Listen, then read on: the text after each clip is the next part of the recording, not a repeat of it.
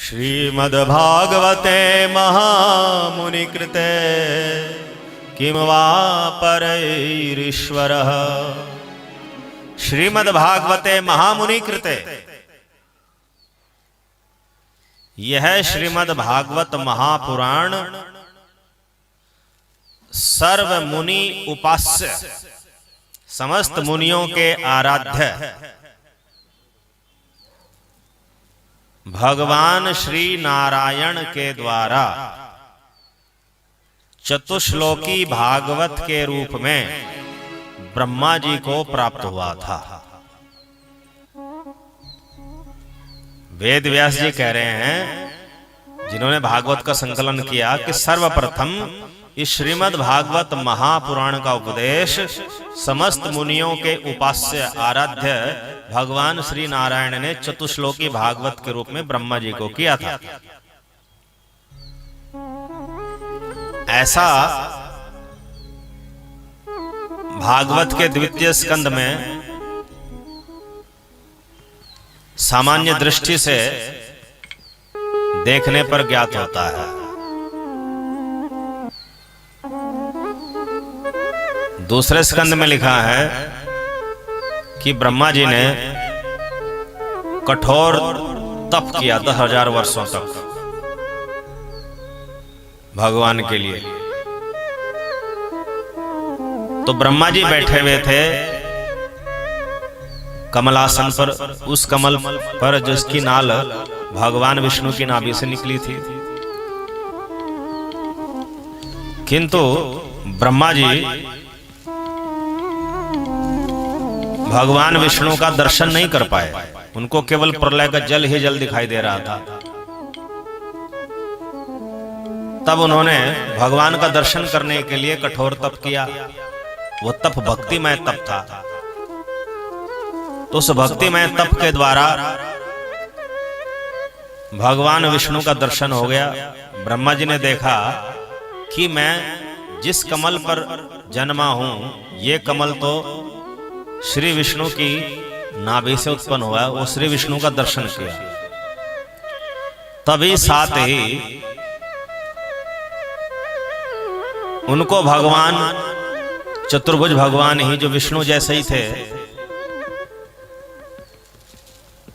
अपने ब्रह्मलोक में बैठे बैठे ही भगवान के लोक का दर्शन हुआ। भगवान के उस लोक में लक्ष्मी नारायण विद्यमान थे, उनके सभी पार्षद परिकर थे।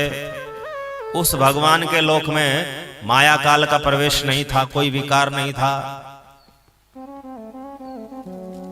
अब पहले तो ब्रह्मा जी ने विष्णु जी को देखा, जिनकी नाभि से जन्मे थे। फिर एक और विष्णु को देखा, जो विष्णु जैसे थे किंतु नारायण कहलाते हैं। लक्ष्मी नारायण को देखा, जो वैकुंठ में थे। और भागवत में लिखा है कि उन्हीं नारायण ने, विष्णु जी ने नहीं, उन्हीं नारायण ने ब्रह्मा जी को चतुश्लोकी भागवत का उपदेश किया। तो ऐसा आपात दृष्टि से प्रतीत होता है, बाहरी दृष्टि से ऐसा प्रतीत होता है। किंतु इस प्रकरण की गूढ़ता में जाने पर, इसके भीतर प्रवेश करने पर यह सिद्धांत निष्पन्न होता है कि श्री नारायण ने नहीं, अपितु भगवान श्री कृष्ण ने ब्रह्मा जी को चतुश्लोकी भागवत का उपदेश किया। जैसे ब्रह्मा जी ब्रह्मलोक में थे, उनको पहले भौतिक जगत में जो गर्भोदक्ष है विष्णु, उनका दर्शन हुआ। फिर वही अचानक से वैकुंठ भी प्रकट हो गया, लक्ष्मी नारायण भी का भी दर्शन हुआ। जबकि लक्ष्मी नारायण तो वैकुंठ में हैं, और जिन विष्णु की नाभि से ब्रह्मा जी प्रकट हुए, वो तो प्रलयकालीन जल में थे। तो वो गर्भोदक्ष विष्णु हैं, और जो बाद में दिखे वैकुंठ में, वो नारायण हैं। तो इसी प्रकार उनको वैकुंठ के साथ साथ गोलोक धाम का भी दर्शन हुआ। और गोलोक धाम में जो स्वयं भगवान श्री कृष्ण है, परमेश्वर श्री कृष्ण है, उन्होंने ही चतुश्लोकी भागवत का उपदेश ब्रह्मा जी को दिया, किंतु बाह्य दृष्टि से देखने पर लगता है कि नारायण ने दिया, अंतरंग दृष्टि से विवेचना करने पर ज्ञात होता है कि श्री कृष्ण ने दिया। तो यहां पर ये जो अर्थ किया गया है महामुनि कृते, ये बाह्य दृष्टि से जो प्रतीत होता है उसी के संदर्भ में किया गया है। श्रीमद्भागवते महामुनि कृते, सीधा सरल अर्थ अगर इसका किया जाए तो क्या निकलता है कि श्रीमद्भागवत महापुराण महामुनि ने लिखा। अब लिखा किसने? वेदव्यास जी ने। और ये मंगलाचरण कौन लिख रहे हैं? वेदव्यास जी। तो वेदव्यास जी अपने लिए महामुनि शब्द का प्रयोग नहीं कर सकते। तो वेदव्यास जी थोड़े कहेंगे कि महामुनि वेदव्यास जी ने इस श्रीमद् भागवत महापुराण का संकलन किया। तो यहां महामुनि का अर्थ है समस्त मुनियों के आराध्य। अब समस्त मुनियों के आराध्य श्री नारायण ही हैं।